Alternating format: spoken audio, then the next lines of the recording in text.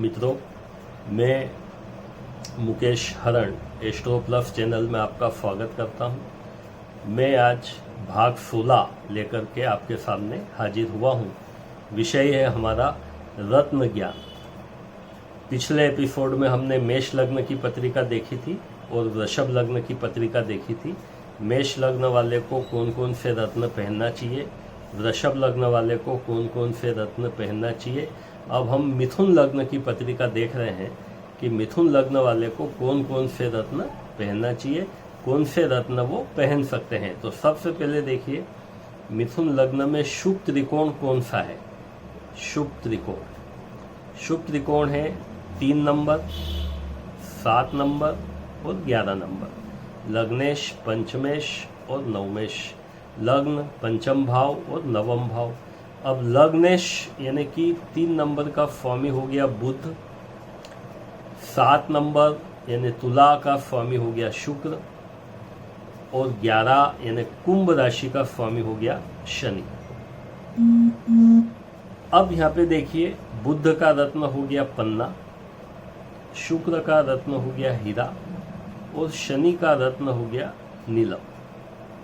अब इसमें से कौन कौन से पहन सकते हैं हम। तो बुध की पोजीशन देखिए, एक राशि इसकी 3 नंबर यानी मिथुन राशि है और एक राशि इसकी कन्या है। चतुर्थेश, लग्नेश और चतुर्थेश दोनों राशि बुध की है। ये केंद्र में है और ये लग्न में है, तो ये अशुभ नहीं है, शुभ फल देगी। तो पन्ना रत्न हम पहन सकते हैं, पन्ना पहनने में कोई दिक्कत नहीं है। शर्त केवल यही है कि बुध ग्रह छठे में, 8वें में, 12वें में नहीं होना चाहिए। दूसरा देखिए आप, शुक्र की राशि पंचम भाव में है और 12वें भाव में है, तो द्वादशेश स्थानांतर से पंचम का फल देगा। इसलिए केवल पंचम का फल चूंकि शुक्र देगा तो ये शुभ हो गया। शुभ हो गया तो इसका रत्न हीरा हम पहन सकते हैं। केवल तभी नहीं पहन सकते जब शुक्र छठे भाव में हो या 8वें भाव में हो या 12वें भाव में हो। 12वें भाव में शुक्र वैसे शुभ होता है, इसलिए हम इसको पहन सकते हैं। 12वें भाव में हो तो भी हम इसको पहन सकते हैं।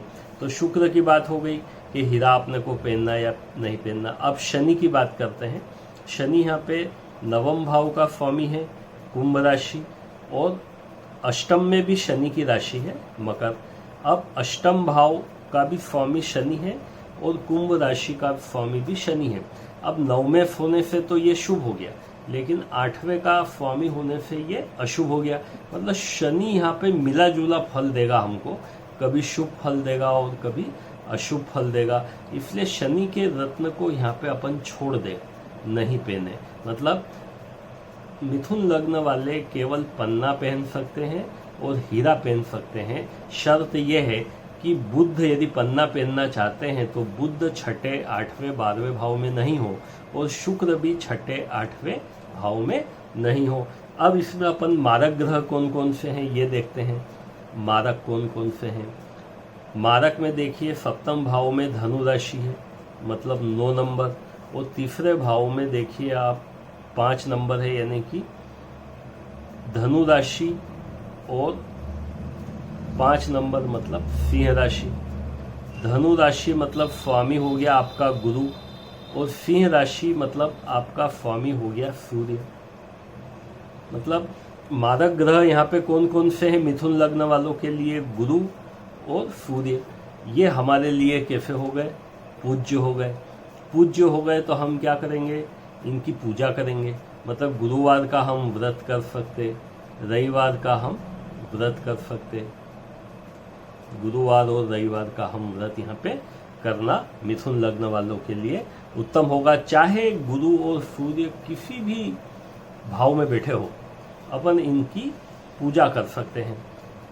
मिथुन लग्न वालों के लिए एक और बात बताना चाहेंगे कि जैसे गुरु 7वें भाव भी है और 10वें भाव भी है। यदि ये चूंकि 2 केंद्र का स्वामी है, 2 केंद्र का स्वामी होकर के यदि बलवान अवस्था में कुंडली में बैठा हो तो हमें भले इसकी पूजा न करें, इसका रत्न भी नहीं पहने, लेकिन बलवान होकर के यदि केंद्र में बैठा हो तो ये शुभ फल देगा। क्यों? क्योंकि ये 2 केंद्र का स्वामी है, और यदि चौथे में ही बैठ जाए या 10वें में ही 7वें भाव में ही बैठ जाए या 10वें भाव में ही गुरु बैठा हो या लग्न में बैठा हो या चौथे भाव में बैठा हो, चारों भाव में से किसी एक भाव में ये बैठा हो, केंद्र का स्वामी है चूंकि, और यदि बलवान अवस्था में हो तो हमको ये शुभ फल देगा। तो यहाँ पे ये बात ध्यान रखने की है कि यदि मान लो कमजोर अवस्था में होकर के ये केंद्र में बैठा हो तो हम रत्न पहनने के बजाय सोना पहने, गोल्ड पहने, वो हमारे लिए ज़्यादा शुभ रहता है।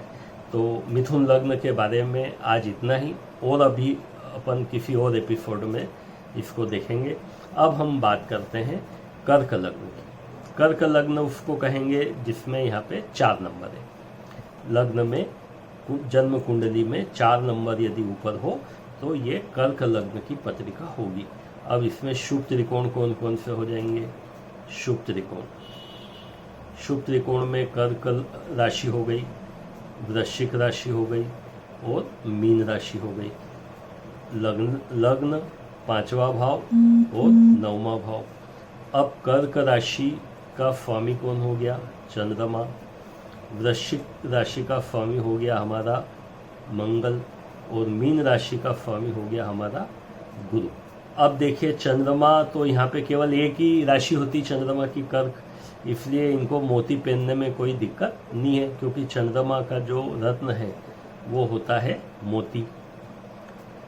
दूसरा, वृश्चिक राशि देखिए, ये 5म भाव का स्वामी है, साथ में ये 10म भाव का स्वामी भी है। मेष 10म भाव में है, मतलब मंगल की 2 राशियां हैं कर्क लग्न में, 5वें भाव में और 10वें भाव में, वृश्चिक और मेष। अब चूंकि 10म भाव में मेष, 10म भाव में जो मेष राशि है वो क्रूर ग्रह केंद्राधिपति मतलब शुभ हो जाता है, और 5म भाव में वृश्चिक, यहाँ तो मंगल शुभ ही है, तो मंगल अति शुभ हो गया, डबल कारक हो गया, अति शुभ हो गया। तो यहाँ पे हम मूंगा रत्न पहन सकते हैं, बेहिचक पहन सकते हैं। केवल एक ही शर्त है कि मूंगा यानी कि मंगल 6ठे भाव में नहीं होना चाहिए, 8वें भाव में नहीं होना चाहिए और 12वें भाव में नहीं होना चाहिए। इसी प्रकार से जो मोती अपने को तभी पहनना है जब चंद्रमा 6ठे भाव में नहीं हो, 8वें भाव में नहीं हो और 12वें भाव में नहीं हो। इसी प्रकार से अब देखिए कि मीन राशि यहाँ पे है 9वें भाव में, और साथ में 6ठे भाव में भी है। 6ठे भाव में धनु राशि है, ये भी गुरु की राशि है। तो 6वां भाव और 9वां भाव दोनों का स्वामी कौन हो गया? गुरु हो गया।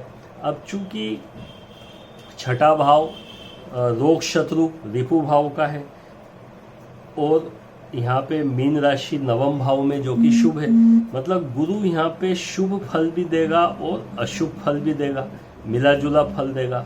तो इसका जो रत्न है पुखराज, वो नहीं पहने, ज़्यादा बेटर होगा, क्योंकि कभी ये शुभ फल देगा और कभी अशुभ फल देगा, क्योंकि 6ठे भाव का भी स्वामी है और 9वें भाव का भी स्वामी है, दोनों का फल देगा। तो इसका रत्न हम नहीं पहने, वो ज़्यादा अच्छा होगा। इसके बजाय हमारा यदि गुरु इस कुंडली में खराब हो, अच्छी स्थिति में नहीं हो, बलवान नहीं हो, तो हम इसकी पूजा करें। मतलब गुरु हमारे लिए यहाँ पे पूज्य हो गया। मतलब पूज्य ग्रह कौन कौन से हो जाएंगे? पूज्य ग्रह हो गए हमारे गुरु, पूज्य हो गया। अब इस कुंडली में मारक कौन कौन से हैं? देखिए, मारक मकर राशि, 7म में मकर राशि है, और 3रे भाव में देखो कन्या राशि है। मकर राशि और 3रे भाव में कन्या राशि। कन्या राशि का स्वामी बुध 12वें भाव का भी स्वामी है और 3रे भाव का भी स्वामी है, तो ये हमारे लिए मारक है। और मकर राशि हमारे 7म में है और 8म में कुंभ, इसका स्वामी भी शनि है, तो शनि भी हमारे लिए मारक है। तो शनि की भी पूजा करें और बुध की भी पूजा करें। मतलब भगवान शनि को उड़द चढ़ा दें, तेल चढ़ा दें, हर शनिवार को दर्शन करें। इसी प्रकार से कन्या राशि हमारे लिए मारक, मतलब बुध हमारे लिए मारक है, तो श्री गणेश की पूजा करें। श्री गणेश को पीले वस्त्र हम दान करें। इस प्रकार से शनि और बुध ये दोनों ग्रह हमारे लिए पूज्य हो गए। तो गुरु भी पूज्य हो गया, शनि भी पूज्य हो गया और बुध भी पूज्य हो गया। तो सबसे बढ़िया तरीका क्या है कि हम श्री गणेश को पीले वस्त्र दान करें, क्योंकि गुरु का कलर पीला हो गया और शनि का जैसे उड़द और लोहे का सामान दान करने का है, तो हम पीले वस्त्र में रख करके उड़द का दान करें, तो ये भी हमारे लिए शुभ हो जाएगा। तो इस प्रकार से कर्क लग्न वालों के लिए सबसे बढ़िया रत्न मंगल है और मोती है। शर्त केवल ये है कि चंद्र छठे, आठवें, 12वें भाव में नहीं हो, मंगल भी छठे, आठवें, 12वें भाव में नहीं हो, और मारक ग्रह है शनि और बुध जो कि पूज्य है, और गुरु अच्छा भी हो सकता है। और कर्क लग्न वालों के लिए गुरु छठे भाव का स्वामी होने से बुरा भी हो सकता है। तो वो कौन से भाव में है और वो कहाँ कहाँ देख रहा है, इसके ऊपर गुरु हमारा निर्भर करेगा। लेकिन हम पुखराज को नहीं पहनेंगे। क्यों? क्योंकि ये छठे भाव का भी स्वामी है और नवम भाव का भी स्वामी है। यदि हमें पुखराज पहनना आवश्यक ही है, तो हम सोना पहने और सोच समझ करके पहने। तो आज के इस एपिसोड में बस इतना ही। यदि आपको ये एपिसोड पसंद आया हो तो भाग 17 में हम सिंह लग्न लेंगे और कन्या लग्न लेंगे। फिर भाग 18 में, मतलब हर भाग में दो लग्न का हम देखेंगे कि उसमें कौन कौन से रत्न पहने जा सकते हैं और कौन कौन से ग्रह मारक है जो कि हमारे लिए पूज्य है। तो धन्यवाद। यदि एपिसोड पसंद आया हो तो अन्य लोगों को शेयर करें और चैनल को सब्सक्राइब करें।